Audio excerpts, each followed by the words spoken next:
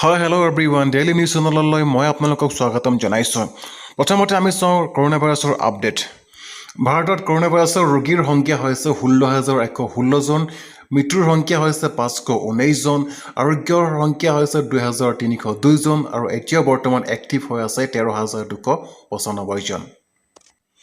অসমত কৰোণা ভাইৰাছৰ ৰোগীৰ সংখ্যা হৈছে 35 জন, মৃত্যু হৈছে 1জন, আৰোগ্য হৈছে 12 জন আৰু এতিয়াও বৰ্তমান অসুস্থ হৈ আছে 22 গৰাকী লোক। 20 এপ্ৰিলৰ পৰা ৰাজ্যত লকডাউন কিছু পৰিমাণে শিথিল কৰাৰ চিন্তা চৰ্চা কৰিছে ৰাজ্য চৰকাৰে। এই সন্দৰ্ভত ৰাজ্য চৰকাৰে ইতিমধ্যে প্ৰস্তুত কৰি উলিয়াইছে গাইডলাইন। গাইডলাইনবোৰ স্ক্ৰীণত দেখিবলৈ পোৱা গৈছে কি খুলিবলৈ দিব পাৰে। 3 মে'লৈ কি বন্ধ থাকিব পাৰে। স্কুল, মহাবিদ্যালয়, বিশ্ববিদ্যালয়, আন শৈক্ষিক প্ৰতিষ্ঠানসমূহ, ৰেল, বিমানকে ধৰি ৰাজহুৱা পৰিবহণ ব্যৱস্থা, চিনেমা হল, শ্বপিং মল, ব্যায়ামগাৰ আদি। আন্তঃৰাজ্যিক আৰু আন্তঃজিলাৰ মাজৰ পৰিবহণ বন্ধ থাকিব পাৰে। ধৰ্মীয় অনুষ্ঠানসমূহ বন্ধ থাকিব পাৰে। Beauty parlour, salon, swimming pool আদি বন্ধ থকাৰ সম্ভাৱনা আছে।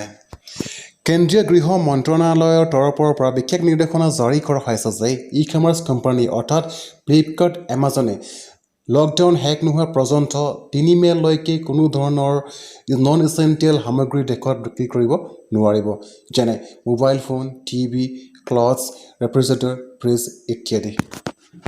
ৰাজহুৱা স্থানত যদি আপুনি তামোল গুটখা খাই পিক পেলায় আৰু প্ৰস্ৰাৱ কৰে তেনেহ'লে আপুনি ভৰিব লাগিব 1,000 টকাৰ জৰিমনা। গুৱাহাটী পৌৰ নিগমৰ আয়ুক্ত দেৱজিৎ হাজৰিকাই এই সন্দৰ্ভত জাৰি কৰিছে বিশেষ নিৰ্দেশনা। যদি গাহৰি মাংস খাই ভাল পায় তেন্তে এতিয়াৰ পৰা কিছুদিনলৈ এই মাংসবিধ বৰ্জন কৰক।